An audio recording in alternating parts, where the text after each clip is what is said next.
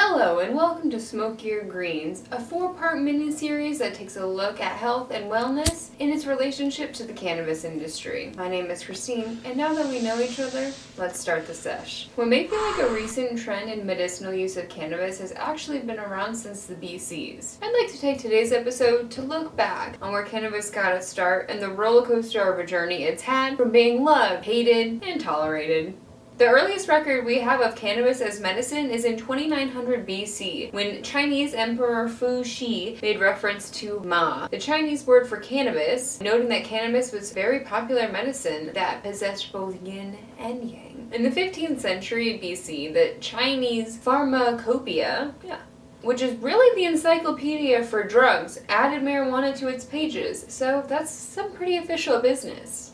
Similar to now, medicinal cannabis was originally used for its healing properties for things like inflammation, earaches, lowering fevers. Allegedly, even Jesus personally suggested, quote, anointed oil for the sick. In 1621, popular mental health text, The Anatomy of Melancholy, that's still used today, noted cannabis as a treatment for depression. The United States decided to add marijuana to its drug encyclopedia, or pharmacopoeia, in 1850. And then cannabis started to be prescribed to those with opium addiction. We weren't scared of weed, yet they were fully attempting to cure people with essentially heroin, so there's that. Up until about World War I, the United States got its pharmaceutical supplies of, cannabis descent entirely from India.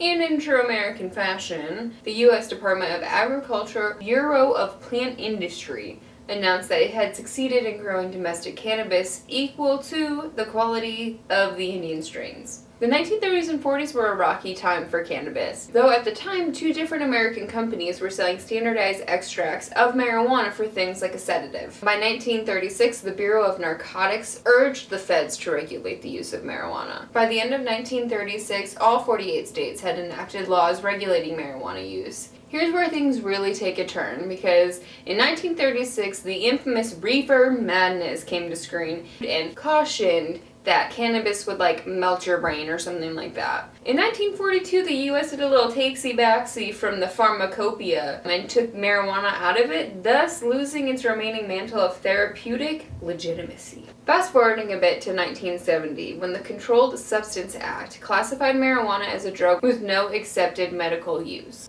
Marijuana is placed in Schedule 1, which are classified as drugs with having a high potential for abuse, no currently accepted medical use and treatment for the United States, and a lack of accepted safety for the use of the drug or other substance under medical supervision.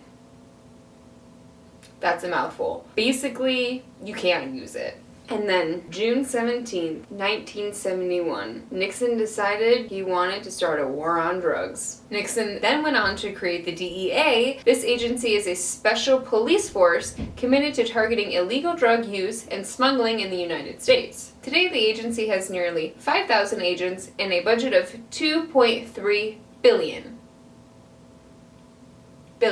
The Nixon campaign had 2 enemies, the anti-war left and black people. He went on to say, we knew we couldn't make it illegal to be either against the war or black, but by getting the public to associate the hippies with marijuana and the blacks with heroin, and the criminalizing both heavily, we could disrupt those communities. We could arrest their leaders, raid their homes, break up their meetings, and vilify them night after night on the evening news. And then he says, did we know we were lying about the drugs? Of course we did.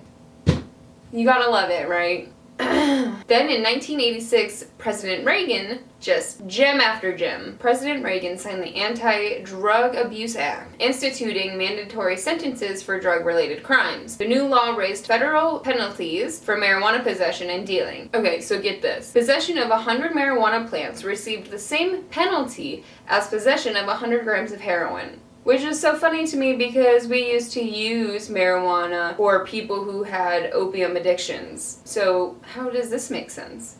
But let's keep going, shall we? Now, I know that we're here on a health and wellness video to learn about the relationship between health, wellness, and cannabis. But you really can't talk about cannabis without talking about these things as well. The reason that it's so illegal now and hard to use for medical purposes is because people like Nixon and Reagan rigged the system, and we still have a system that, you know, keeps people in prison for drug-related crimes that weren't, I'm just gonna get off my high horse. Okay, so as we move into the 90s, senior investigator at the National Institute of Mental Health discovered the cannabinoid receptor system. So stick around, because next episode we're going to dive more into that. So basically they discovered the pharmaceutical effects of the cannabinoids, because there are more than one, and they all do different things to your brain. By 1991, 53% of oncologists said that cannabis should be available as a prescription. And if you're not going to listen to a cancer doctor, who are you going to listen to? So about from like 1996 to the present day, states have been opening up dispensaries for medicinal use and also recreational. So here you can see all of the states, the timeline, all that kind of good stuff. Just give that a look over, because nobody wants to hear me read that entire chart to you. So June 25th, 2018, the FDA approves its first marijuana-based drug. Bear with me. Epidiolex? Whatever. But it's pretty great. It is an oral solution that helps with seizures associated with two very rare and severe forms of epilepsy, Lennox-Gastaut syndrome and Dravet syndrome. This is the first FDA-approved drug that contains a purified drug substance derived from marijuana. In most states, you can walk into a dispensary and talk to your budtender. They're like on-the-spot pharmacists. Whether you need something to help you relax, you have chronic migraines, you can tell them what you're in the market for and they'll be able to help you. And we're going to actually talk more about that next week when we break down the cannabinoids. Buying weed is totally different now, especially in a legal market. So don't feel overwhelmed, because I got you. So come back for Smoke Your Greens Part 2.